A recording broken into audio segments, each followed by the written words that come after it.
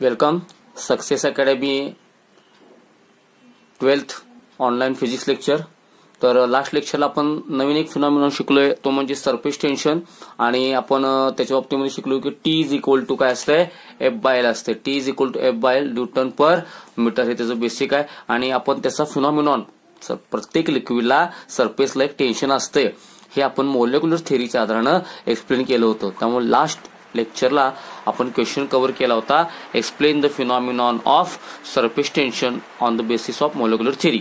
आता इथे मी तुम्हाला त्यातलं एक IMP कन्क्लुजन एक सांगणार आहे की जे तुम्हाला पुस्तकं वगैरे सापडणार नाही, पण ते आपल्याला पुढे लागणार आहे। तर इथे एक कंटेनर आहे, या कंटेनरमध्ये एक लिक्विड आहे। आता हा सरफेस आहे, फ्री सरफेस, याच्यावरती काही मी मोलेक्युल्स दाखवलेत आणि सरफेसच्या खाली मी काही मोलेक्युल्स दाखवलेत। तर आपण परवाच बघितलं होतं की सरफेसवरचे मोलेक्युल्स असू देत किंवा सरफेसच्या जस्ट बिलो असू देत, बरोबर आहे, ह्यांना रिझल्टंट फोर्स कुठं असतो, कोएसिव्ह फोर्स डाऊनवर्ड असतो। मग आता मला सांगा, ह्या मोलेक्युलर मला जर वर न्यायचं असेल किंवा ह्या मोलेक्युलर वर न्यायचं असेल, ह्या मोलेक्युलर वर असेल, म्हणजे मला थोडक्यात सरफेस एरिया जर वाढवायचा असेल तर मला ह्या मोलेक्युलर वर घेतलं पाहिजे। पण हे वर घेत असताना हा फोर्स, डाऊनवर्ड फोर्स, ह्याला काय करणार आहे, अपोज करणार। म्हणजेच मला ह्याला जर वर घ्यायचं झालं, म्हणजे थोडक्यात सरफेसच्या बिलो मोलेक्युल्सना जर सरफेसच्या वरती घ्यायचं झालं तर या डाऊनवर्ड फोर्सच्या विरुद्ध काय केला पाहिजे, वर्क डन केलं पाहिजे। आणि तेच वर्क ह्याच्यामध्ये कुठल्या स्वरूपात सेव्ह राहतं, पोटेन्शियल एनर्जीच्या स्वरूपात सेव्ह राहतं।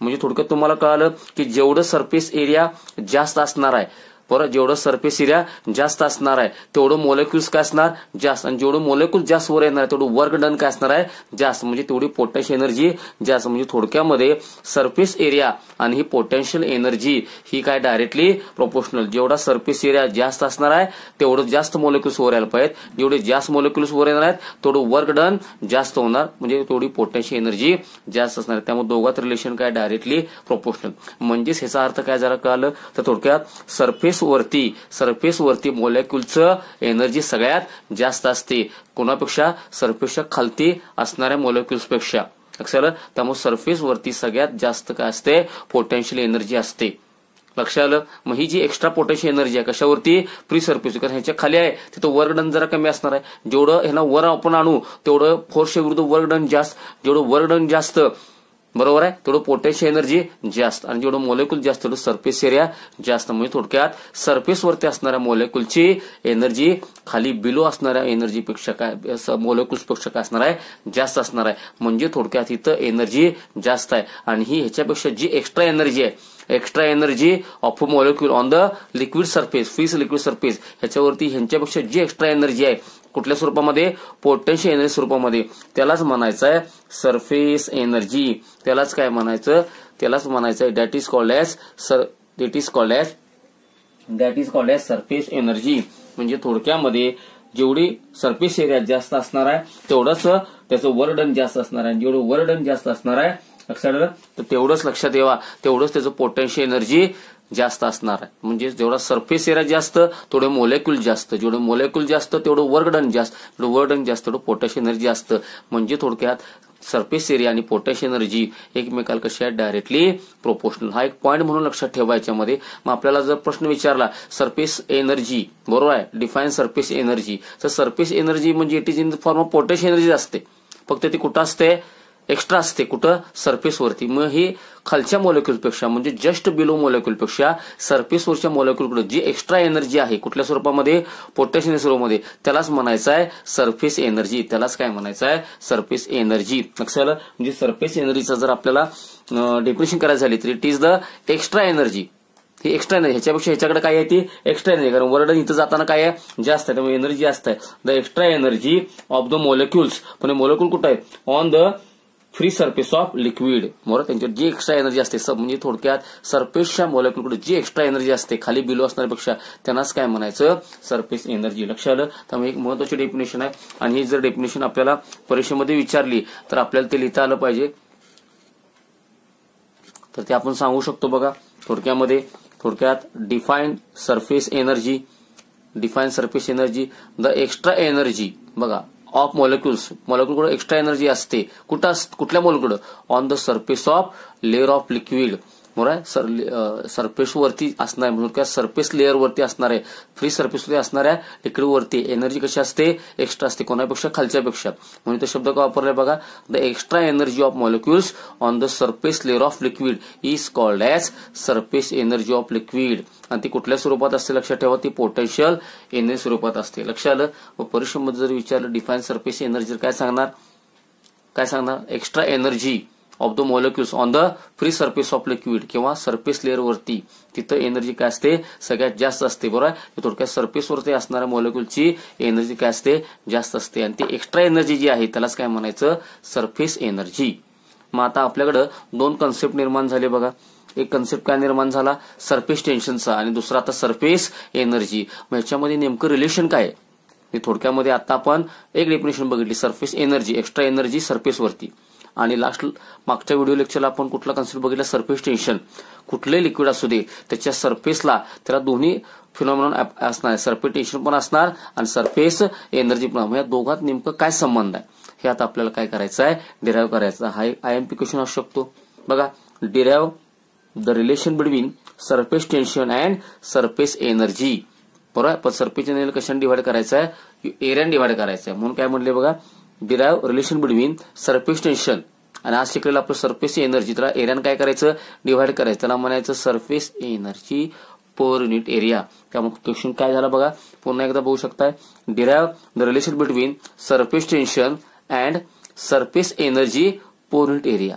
किंवा हाच क्वेश्चन कसा विचारतात बघा, show that surface tension of a liquid, प्रत्येक लिक्विडला काय असणार आहे, सरफेस टेन्शन असणार आहे, is numerically equal to the, म्हणजे इक्वल असते कुणाला, सरफेस एनर्जी पर युनिट एरियाला. म्हणजे तुम्हाला तिथे रिलेशन पण समजलं बघा.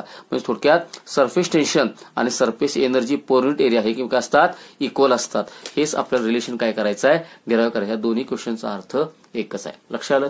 म्हणजे तुम्हाला क्वेश्चनचा अर्थ काय आला, थोडक्यामध्ये आपल्याला काय करायचं आहे, एक सरफेस एरिया, सरफेस एनर्जी आणि त्याला एरियाने डिवाइड करायचं, म्हणजे surface energy per unit area. म्हणजे तुम्ही थोडक्यात दाखवतो सरफेस एनर्जी, शॉर्ट मध्ये लिहितो हे आपल्यासाठी, surface energy per unit area आणि सरफेस टेन्शन ह्यांच्या दोघांचं रिलेशन डिराईव्ह करायचं. आणि ते थोडक्यात काय येणार आहे, इक्वल येते, हे आपल्याला काय करायचं आहे, दाखवायचं. त्यासाठी आपल्याला डेरिव्हेशन करायला लागणार आहे. आणि मी आता सांगितलं डेरिव्हेशन महत्वाचं आहे.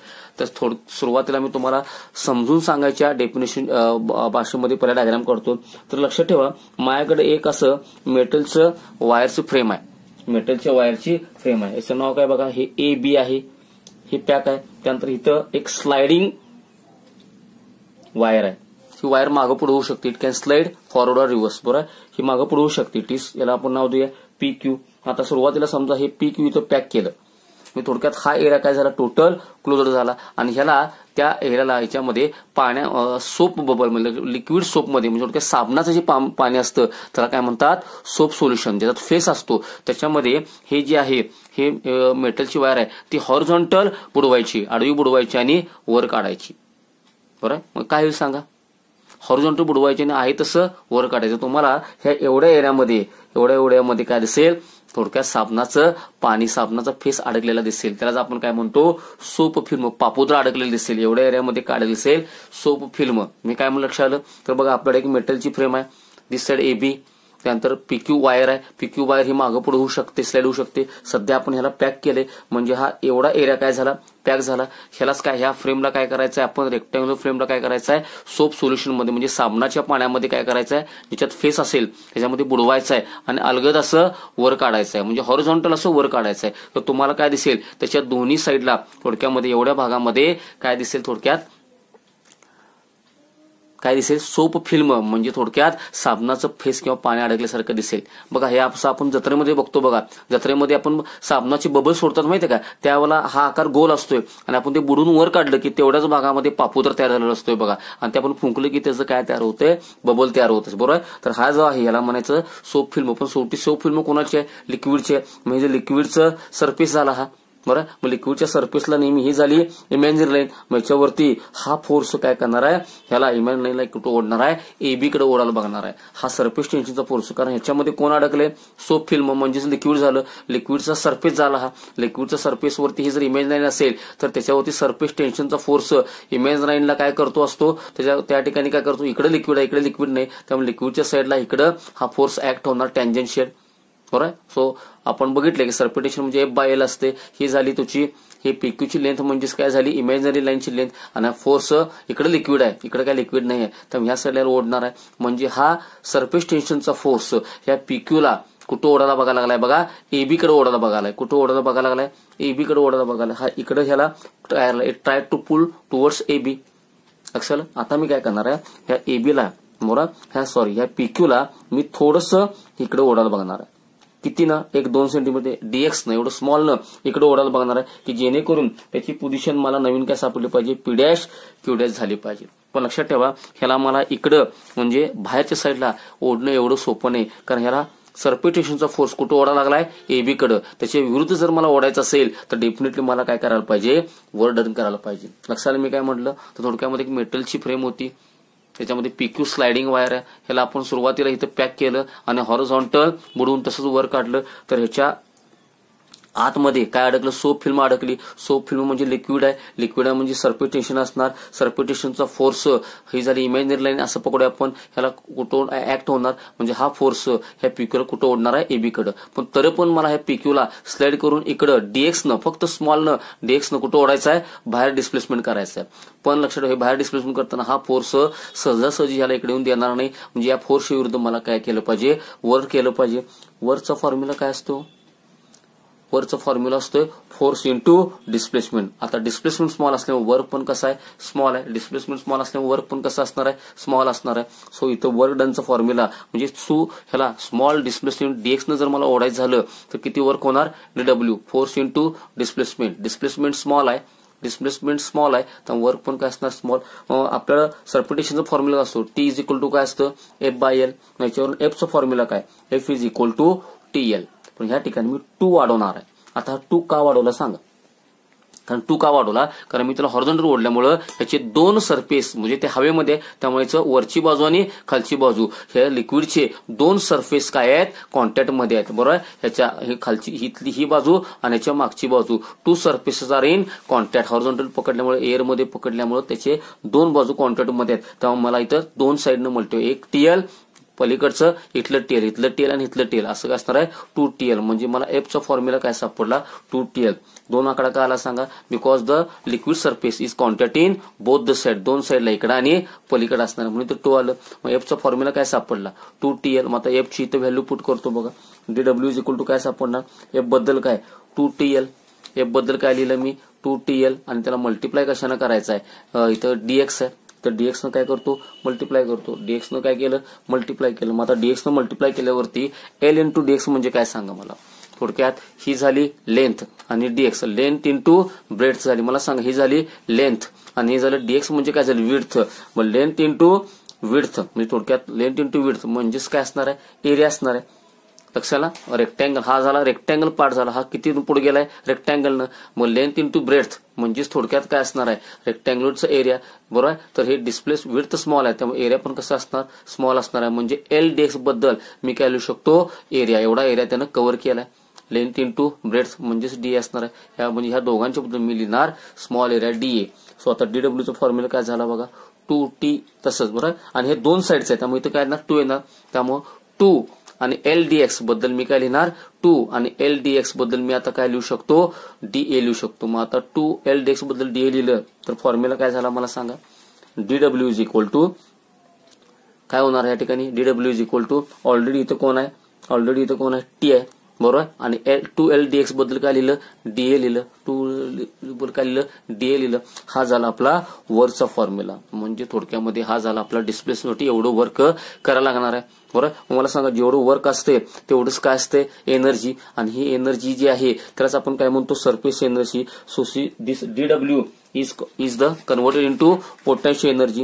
हे वर्क कशामध्ये कन्वर्ट होतं पोटॅन्शियल एनर्जी मध्ये, आणि त्याच एक्स्ट्रा एनर्जीला आपण काय नाव दिलंय सरफेस एनर्जी. त्यालाच आपण काय म्हणूया ई म्हणूया. म्हणजेच थोडक्यात हे वर्क कशात कन्वर्ट झालं एक्स्ट्रा एनर्जी मध्ये म्हणजेच surface energy. So is equal to काय फॉर्म्युला सांगितलं TDA. वर्क बद्दल मी काय लिहू शकलो ई लिहू शकलो. So E is equal to TDA. मग आपल्याला काय पाहिजे आपल्याला surface energy per unit area पाहिला, म्हणजे ह्या एनर्जीला एरियाने काय करायचं डिव्हाइड करायचं. सो दिस एरिया मल्टिप्लायला इकडे आणतो डिव्हाइडला. So this E/DA is equal to काय झालं T झालं. बरं. मग मला सांगा या ठिकाणी कोण आहे सरफेस टेन्शन आहे, आणि हा कोण झाला surface energy per unit area. दोघात हे झालं relation.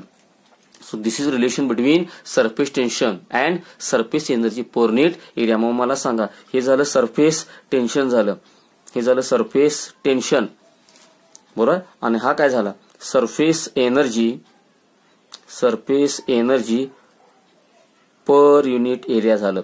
Surface energy per unit area बरोबर. हे झालं दोघात रिलेशन, आणि दोघात चिन्ह कुठलं सापडले इज इक्वल टू. म्हणजेच आपले दोन्ही क्वेश्चन कव्हर झाले बघा. एक म्हणजे obtain relation between surface tension and surface energy per unit area, हे रिलेशन काढलं, आणि show that surface tension is numerically equal to the surface energy per unit area. दोघात रिलेशन काय असतं इज इक्वल टू असतं. लक्षात अनेकदा सांगू ठीक आहे, अनेकदा सांगतो. आता आपल्या नोट्स आहे त्याच्यावरती सांगतो, लक्ष द्या. थोडक्यामध्ये आपल्याला एक डायग्राम काढायचे. आपल्याकडे काय रेक्टँग्युलर मेटर फ्रेम आहे बघा. रेक्टँग्युलर मेटर फ्रेम आहे. त्याचं टोटल नाव काय आहे ABCD. AB साइड काय आहे क्लोज आहे, CD साइड ओपन आहे बरं. PQ ही स्लायडिंग वायर आहे, ही मागं पुढे होऊ शकते. सुरुवातीला PQ मी काय केलं फिक्स केलं, आणि ह्याला हॉरिझॉन्टल सोप सोल्युशन साबणाच्या पाण्यामध्ये बुडवून असं हॉरिझॉन्टलीच काय केलं वर काढलं. तर याच्यामध्ये काय अडकणार आहे सोप फिल्म अडकणार आहे. ते दोन कडे इकडे कॉन्टॅक्ट मध्ये असणार आणि पलीकडे दोन सरफेस मध्ये कॉन्टॅक्ट मध्ये. इकडे लिक्विड आहे काय नाही, मग लिक्विडचा सरफेस झाला. मग लिक्विडचा सरफेस आहे म्हणजे की सरफेस टेन्शन असणार. सरफेस टेन्शन म्हणजे फोर्स असणार, आणि हा फोर्स ह्या इमॅजिनरी लाईनला बरोबर ऍक्ट होत असणार टेंजेन्शियली, आणि हा ह्या PQ ला कुठे ओढायला बघणार आहे AB कडे ओढायला बघणार आहे. तरी पण मला ह्याला PQ ला थोडस डिस्प्लेसमेंट द्यायचं आहे कितीनं DX न, आणि त्याला कुठं आणायचं P', Q'. लक्षात. पण हा फोर्स ह्याला इझिली इकडे येऊन देणार नाही, म्हणजेच त्याच्या विरुद्ध मला काय करायला लागणार वर्क करायला लागणार. वरचा फॉर्म्युला काय असतो फोर्स इंटू डिस्प्लेसमेंट. वरचा फॉर्म्युला काय असणार आहे फोर्स इंटू डिस्प्लेसमेंट. आता मला सांगा की जेवढं डिस्प्लेसमेंट स्मॉल आहे तर वर्क पण काय असणार स्मॉल. सो वरचा फॉर्म्युला झाला F/DX असणार आहे. पण फोर्सचा फॉर्म्युला काय असणार आहे ऍक्च्युली फोर्सचा फॉर्म्युला काय असणार आहे मला सांगा. आता सर आपलं T इज इक्वल टू काय असतं F/L. याच्यावरून F इज इक्वल टू काय असणार आहे TL. पण 2 न मल्टिप्लाय केलं का केलं बघा. Factor of 2 appear because soap film has 2 surfaces in contact with wire बरोबर. त्या वायरचे त्याचे 2 साइड कॉन्टॅक्ट मध्ये आहेत, त्यामुळे इथं TL इकडचं TL तिकडचं, त्यामुळे इथं 2 न मल्टिप्लाय करायला लागलं. मग आता F बद्दल मी काय लिहू शकतो बघा 2TL लिहू शकतो. म्हणजे वरचा फॉर्म्युला काय झाला 2TLDX. मला सांगा LDX म्हणजेच कोण झालं LDX म्हणजेच काय झालं हा एरिया झाला, आणि 2 साइडचं मिळलं तर 2 येणार. म्हणजे 2LDX बद्दल मी काय लिहू शकतो स्मॉल एरिया लिहू शकतो बरोबर आहे. 2LDX बद्दल मी काय लिहू शकतो स्मॉल एरिया लिहू शकतो. याच्याबद्दल जर DA लिहिलं तर काय काय उरलं आता work is equal to T/DA. हेच वर्क कशामध्ये कन्वर्ट होतं सरफेस एनर्जी मध्ये. त्याला आपण E म्हणूया. म्हणजे जो वर्कचा फॉर्म्युला आहे तोच अप्लाय झाला एनर्जीचा formula. So energy is equal to TDA बरोबर आहे. हा एरिया मल्टिपल इकडे गेली डिव्हाइडला. म्हणजे आता मला सांगा E/DA म्हणजे शब्दामध्ये काय झालं surface energy per unit area is equal to काय सरफेस टेन्शन. म्हणजे थोडक्यात this is relation between surface tension and surface energy per unit area. आणि शो दॅट हे काय असतं दोन्ही इक्वली असतं. हे दोन्ही न्यूमरिकली काय असतं इक्वली असतं. हा फॉर्म्युला हे डेरिव्हेशन लक्षात ठेवायचं. लक्षाला म्हणलं. आणि ह्याच्यासाठी ही डायग्राम महत्वाची आहे. सुरुवातीला आपण ABCD एक रेक्टँग्युलर मेटलची फ्रेम घेतली. AB साइड क्लोज आहे CD साइड ओपन आहे. त्यानंतर त्याच्यावरती एक PQ वायर कशी आहे स्लायडिंग आहे, ती स्लाइड होऊ शकते. सुरुवातीला त्याला एका ठिकाणी फिक्स केलं, सोप सोल्युशन मध्ये बुडवून हॉरिझॉन्टली वर काढलं. याच्यावरचा जो सरफेस टेन्शनचा फोर्स आहे तो PQ ला कुठं ओढणार AB कडे. तरी पण आपल्याला स्मॉल डिस्प्लेसमेंट द्यायचं आहे DX कुठं ABच्या विरुद्ध. त्यासाठी वर्क डन करायला लागणार. वर्कचा फॉर्म्युला काय असणार आहे फोर्स इंटू डिस्प्लेसमेंट. फोर्सचा फॉर्म्युला ऍक्च्युली काय असं TL आहे बरोबर. पण त्याला 2 न मल्टिप्लाय केलं कारण ते 2 साइडला कॉन्टॅक्ट मध्ये. मग ह्याच्यामध्ये आपल्याला सगळ्यात महत्वाचं म्हणजे 2LDX म्हणजेच काय असणार आहे त्यानं कव्हर केलेला एरिया असणार आहे. म्हणजे वर्कचा फॉर्म्युला सापडला TDA. हा न्यूमेरिकलसाठी खूप महत्वाचा फॉर्म्युला आहे बरं का, हा लक्षात ठेवायचं. एवढं वर्क होत असतं ह्याच्यामध्ये स्लाइड करण्यासाठी. हेच वर्क पोटेन्शियल स्वरूपात सेव्ह राहतं. ही झाली एक्स्ट्रा एनर्जी, म्हणजे त्याला काय म्हणायचं, सरफेस एनर्जी. म्हणजेच हे वर्कला मी काय म्हणू शकतो, सरफेस एनर्जी. त्यामुळे हा फॉर्म्युला सरफेस एनर्जी अप्लाय झाला. सरफेस एनर्जी एरियानं काय केलं, डिव्हाइड केलं. हा एरिया तिकडे मल्टिप्लाय इकडे गेलं डिवाइडला. So this surface energy per area is equal to काय, surface tension. This is the relation between surface tension and surface energy per unit area आहे. आणि ते दोन्ही एकमेकांना कसे इक्वल टू आहे. हे दोन्ही पण क्वेश्चन एकामध्ये कव्हर झाले. एक 2-3दा हे पुन्हा डेरिव्हेशन मी सांगितलेलं बघा. मी ऑलरेडी सांगितले हे सगळं थिअरॉटिकल आहे आणि त्यामुळं व्हिडिओ जिथं लागेल तिथं पॉज करा, स्वतःचे नोट्स रफ नोट्स घाला, त्याच्यामध्ये तुम्ही लिहू शकता. काही दिवसांनी तुम्हाला असाइनमेंटला विचारणार आहे. पाहिजे असेल तर रिव्हर्स फॉलो करून तुम्ही ते बघू शकता. लक्षात आलं.